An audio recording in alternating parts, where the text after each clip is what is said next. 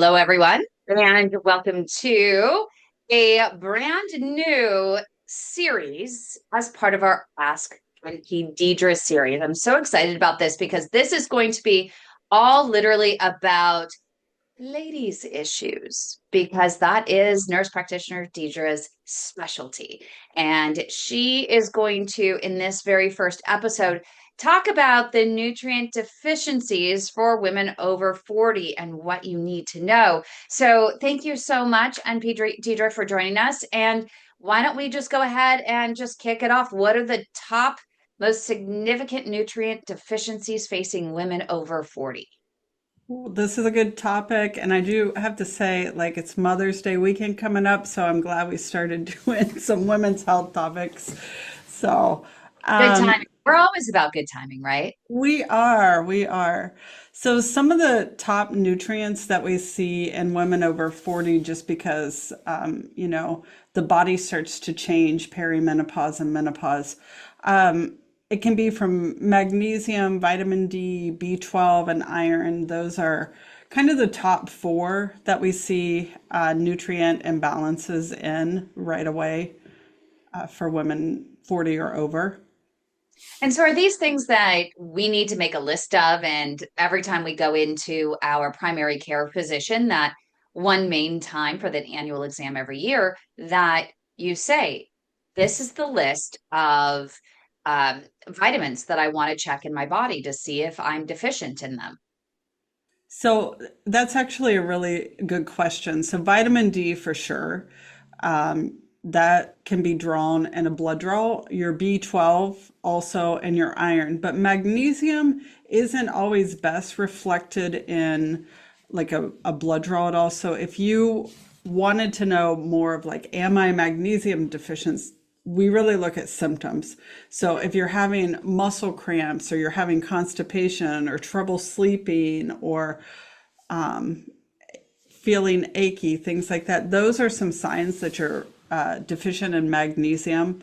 If your provider is going to do a magnesium blood draw, but you're still having those symptoms, I will tell you, oftentimes it doesn't show that somebody's deficient in the blood work. So your D, B12, and iron for sure, look at those ones, put those in your annual blood work, and let's see where you fall there. And how do these deficiencies, or can you name which specific deficiencies of the ones that you mentioned, silently contribute to chronic health issues? Yeah, so magnesium, it actually is kind of supports about 300 enzymatic reactions in the body, right? It can regulate your blood sugar, your blood pressure, muscle function, nerve conduction, and sleep. And so, specifically, when we're thinking about what's happening in women when they have perimenopause and menopause, so as we have hormone shifts, we start to become what I would say a little more metabolically unstable, right? Because these changes with this decrease in estrogen also can cause some changes in your lipids and changes in your blood glucose. So magnesium is really important because if we're looking at what can help our blood sugars, and especially at this vulnerable time when our hormones are starting to shift, I always say that's an important one, just because of blood sugar regulation and blood pressure. Common signs of magnesium, like I said, muscle cramps, constipation, headaches, even. So if you're somebody who's prone to headaches, you would definitely think you may be having some magnesium deficiency as well. And if you have blood sugar imbalances, so it's really important for that. So, why is it that when women start transitioning into this perimenopausal, menopausal time, that the gynecologists, at the very least, don't take the preventative side or get ahead of some of these issues by saying, hey, we need to double check your blood every single year. And we need to especially look at, let's say, magnesium, because if you're deficient in magnesium, you have a tendency to see your A1C go up. You have a tendency to be more fatigued. You have other chronic illnesses that it can lead into. So we need to get ahead of it and we need to double check this now. Why? It's probably the $1 million question. Yeah. Um, and this is really good that we're doing this because I want everyone who is watching this to grab your notebook and take down some notes here and advocate for yourself and say, "Hey, doctor, I know this happens." And especially when you look at more than 50% of adults in the United States in particular with either prediabetes or diabetes, this is something that we could take seriously. And this could be one of the reasons why. But yet, none of the endocrinologists that I know ever tell a patient, hey, we need to double check your magnesium levels. I I haven't seen do that one. think that I sometimes think that we forget that vitamins and nutrients and minerals are so important to the body. Um, it goes without saying, like,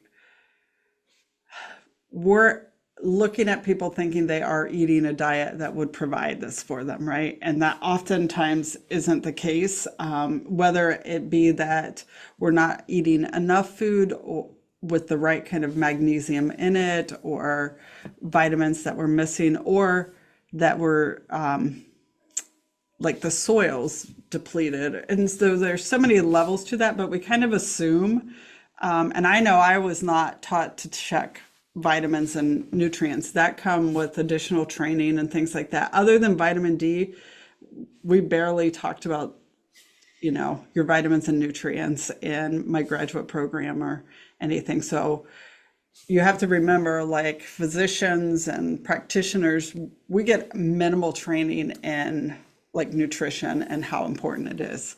So it's a loaded That's so question. frustrating. So we're very thankful though that you did the additional training. So I'm curious, would you mind sharing some practical ways in which we can incorporate some nutrient rich foods into our daily meals so that we can make up for some of these potential deficiencies that we may be experiencing? Right. So, food sources for magnesium, pumpkin seeds are a great source for that. Almonds, your spinach, black beans, always dark chocolate. We talk about that a lot. But the things that are going to kind of make you at risk after 40 of like not absorbing enough of these nutrients, specifically magnesium, is your stress. And women in their 40s are either, high in their careers and they're juggling a family, and they're juggling multiple things. And I say, like, when you're juggling things like that, we stop recognizing actually how stressful that is. But then the body starts to have some issues there. But your stress, alcohol and caffeine intake, and then those proton pump inhibitors that a lot of people are taking for acid reflux, or your diuretics, actually can deplete magnesium. And so there's some things that lifestyle wise and medications that can be causing some of this too. Okay, so when is supplementation actually necessary for all of these different deficiencies that you may be experiencing? And you mentioned quite a few from the B vitamins, the D to the magnesium. Yeah, so I would say you're supplementing when things are like, we have a lab and it shows that it's low, specifically your vitamin D. If it's showing low, then we supplement. B12, if it's low, we supplement. Um, Iron, same thing. When it comes to magnesium, I'm typically looking at your symptoms. So supplement if you're having blood sugar, you know, problems and there's imbalances. Supplement if you're having constipation, headaches, muscle aches, anxiety, trouble sleeping. That's when I would supplement. Magnesium is great to take at bedtime. And I know there's a ton of them out there, and you're probably like, well, which one? What does what? Magnesium citrate helps if you're having constipation. So that's a good one there. If you are having like blood sugar imbalances, the magnesium glycinate or bisglycinate or glycine is a good one for that. And if you're having anxiety or irritability or trouble sleeping, the threonate, threonat, because people always think I'm saying 3 and 8. So, but threonate would be good for that one. So I would supplement for symptoms for magnesium, and then with your vitamin D, looking at, do you have specifically for women? Okay, so what matters for vitamin D with women is we're looking at a range about 50 to 80 for our bone health. And so you're wanting to supplement to get you to that good range of 50 to 80. And so having your annual vitamin D checked would be beneficial for that. We get asked this question all the time from patients that are concerned with supplementing with vitamin D and the buildup of calcium in their arteries. Is there any correlation between those two at all, or any way that they can mitigate any risk if that is an issue?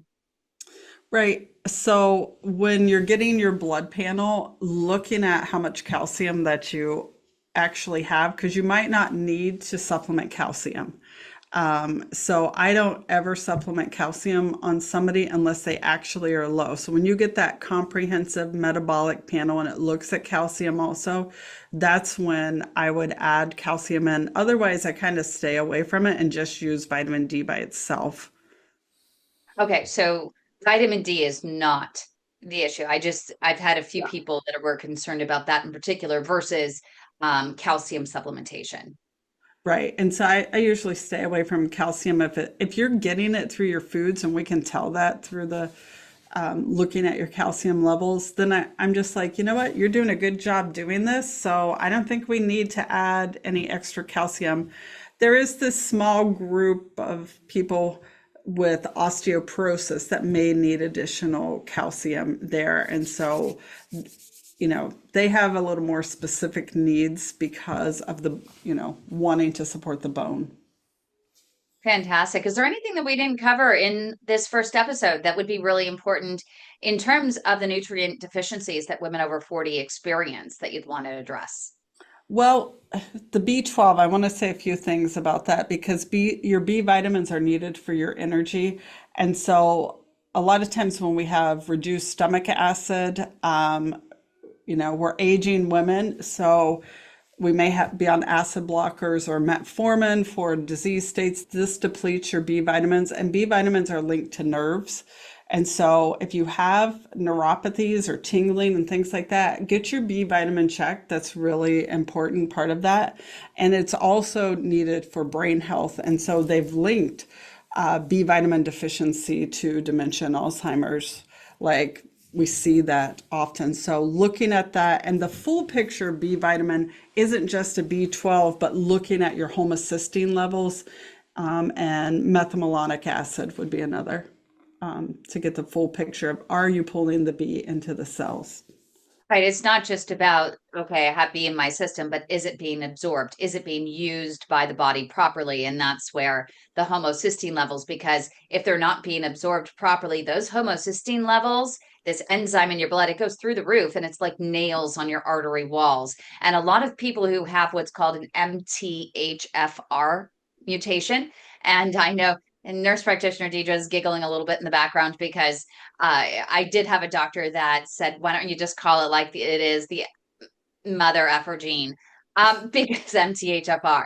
But I still go back to the MTHFR, but it's a gene and it makes it so you struggle with turning food into fuel. Your vitamin B is not absorbed, and so those homocysteine levels go through the roof.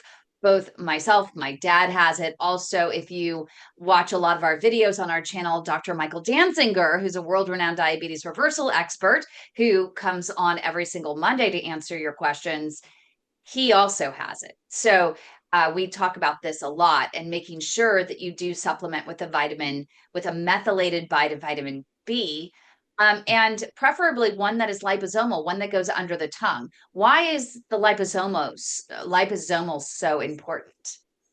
So liposomal is a delivery. Anytime you're using supplementation of liposomal, you're getting it to the cell faster. So that's an important piece of that.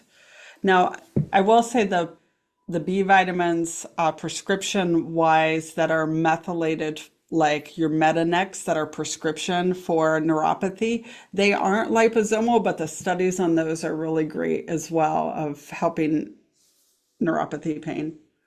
My dad was prescribed that for the first time, but also thanks to you, we were able to get the Metanex for $60 a month versus $200 a month. It's not covered by most insurance, but even with his MTHFR mutation, even with his little cocktail that he has to have, a few times a week, we were told that if you end up drinking any alcohol within 24 hours of taking the B vitamins, they don't absorb properly. But I'm going to tell you, unless you do the liposomal, but I'm going to tell you that Medinex works and works so well that my dad's vitamin B levels are literally through the roof now.